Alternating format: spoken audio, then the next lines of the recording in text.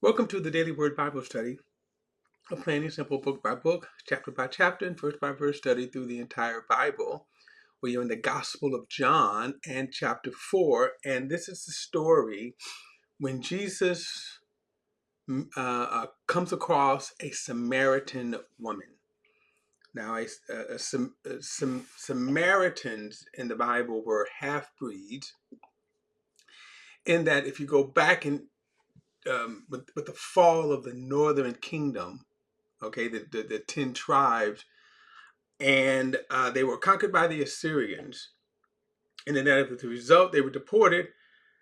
But then the Assyrians populated the area, you could say, with pagans. And then eventually those pagans intermarried with Jews, thus producing, which would later be named Samaritans.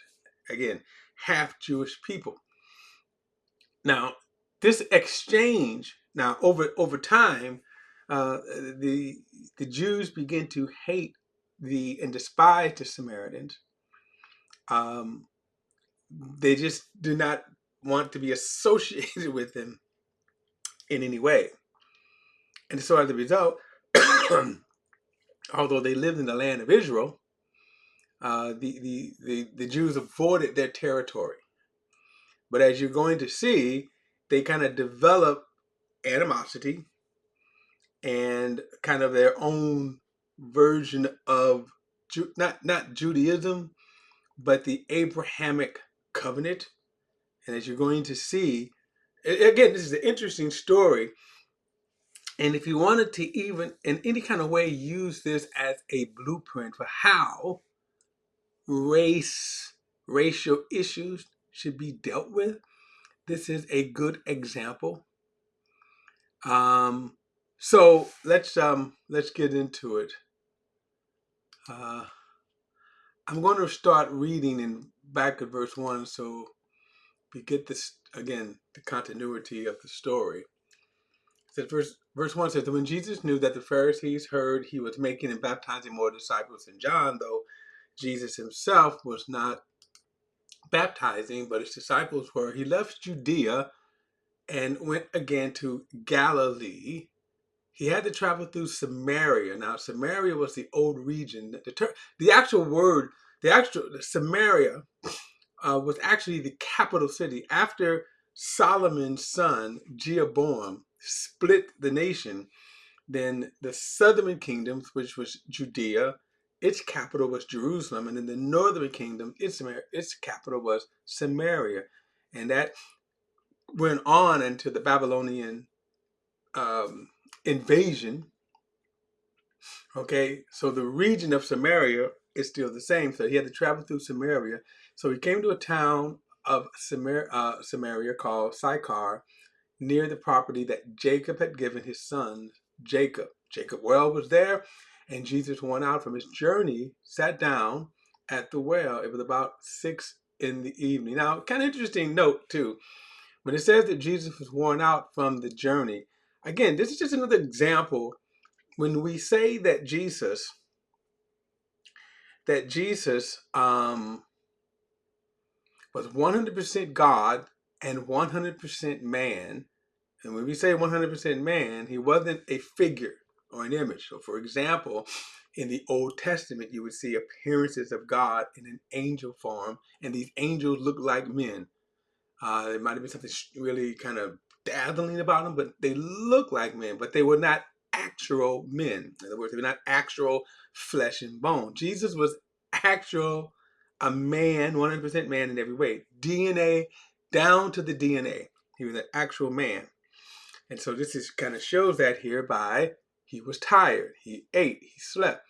Now, if we wanted to get more in detail, which I won't, we could say in every way Jesus had every human bodily functions that a man had. Okay, he had to go to the bathroom, so forth, and he had to bathe. All right. So, could you imagine in heaven having that conversation with Jesus? Hey, Jesus, what was it like for you to have to, number one, number two, what was it like to you? Okay, I digress for sure. Um, so Jacob's well was there, and Jesus went out from his journey. He sat down at a well. It was about 6 in the evening, and a woman of Samaria came to draw water.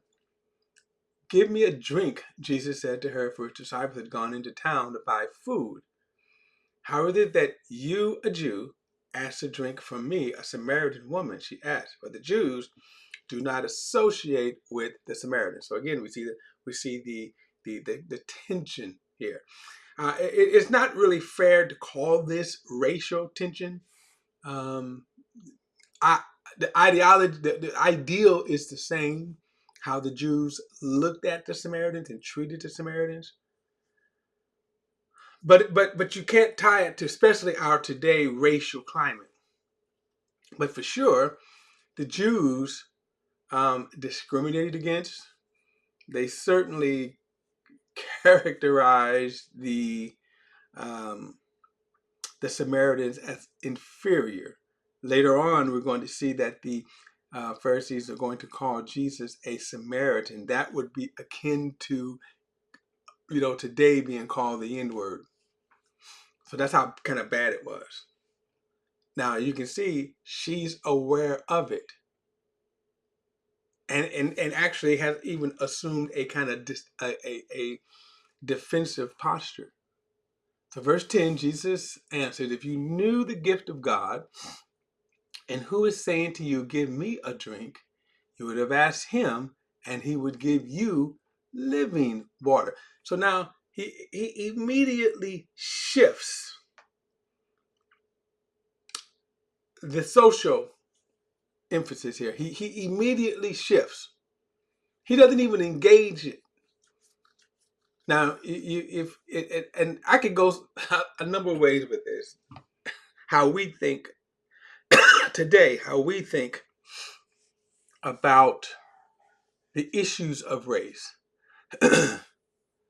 And so here, this lady immediately assumes a defensive posture and says, you Jews think you're better than us. You don't associate with us.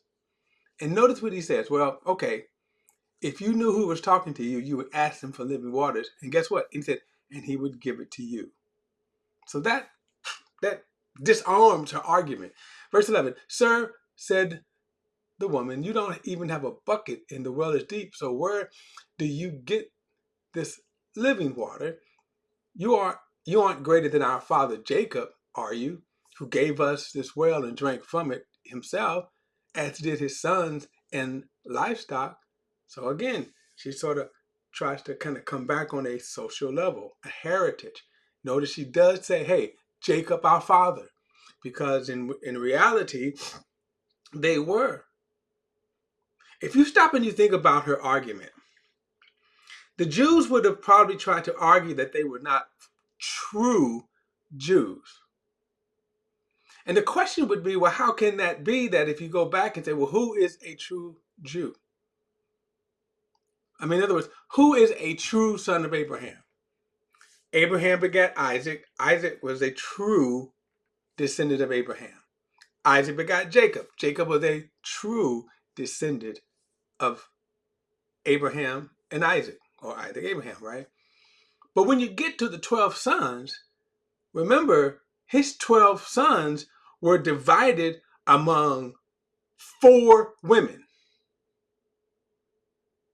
2 of Jacob's wives, and then 2 of the slaves. So in reality, who was a true, right? So she had every right to claim that. And this would have been something that the Jews would have been abhorred by. Like, oh my God, no, But they would lose the argument. And notice what she says, he gave us the well and drank from it. Because what? They had a lineage. Now, the Samaritans were, again, half Jews, half whatever the pagan side of it. But Jacob certainly was their descendant. But again, notice how Jesus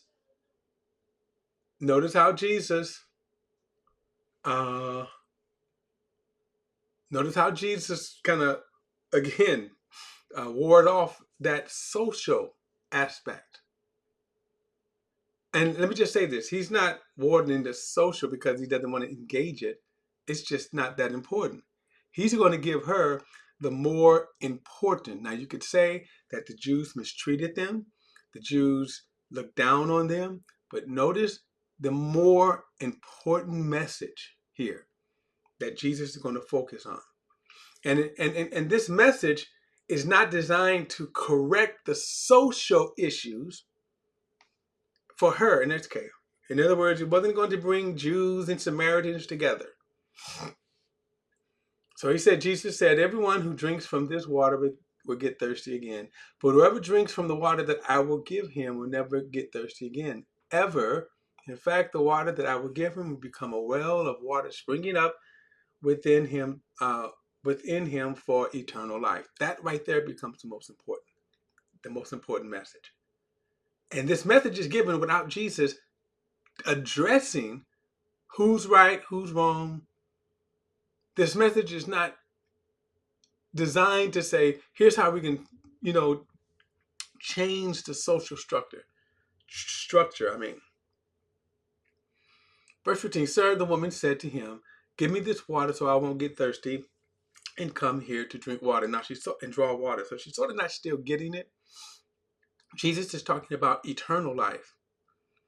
That the water that he is referring to here is springing up into eternal life. So, and by the way, he said the water that I will give him. Isn't it interesting for those of you that cling to water baptism that Jesus does not ever refer to water baptism, doesn't draw the lady to water because they were already at a water source. In other words, Jesus didn't say draw enough water, get in the tub, and you'll get baptized, and that will give you eternal life. No, he says that the water that I will give you will be a well of water springing up into eternal life. So now she said, give me this water, verse 16. Now, here's what Jesus is getting ready to kind of, okay, let's get you out of this. But watch this. Listen to this. Go call your husband, he told her, and come back here. Verse 17. I don't have a husband, she said. Now, some people insert or seem to believe that she might have been flirting with Jesus. Could be. I don't know. All right, but notice how Jesus again, how he again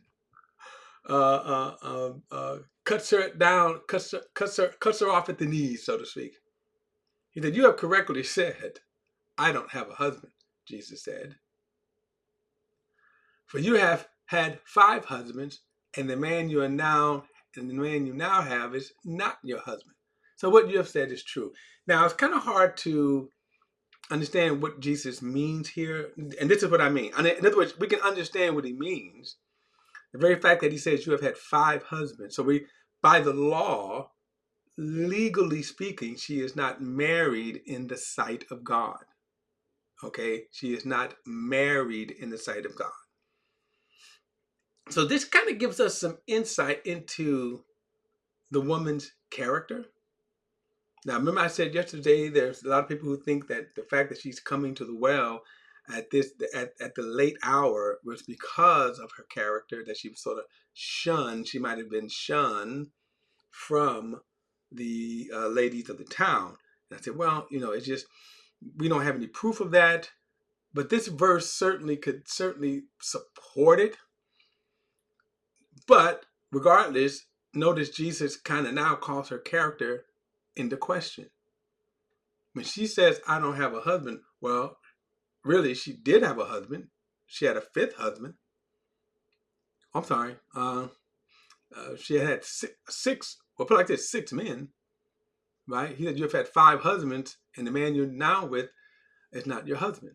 So was Jesus saying that she was maybe shacking up with a guy, or that the fact that she was married 5 or 6 times, that this marriage was an illegitimate marriage, that in the sight of God, God was not recognizing the marriage.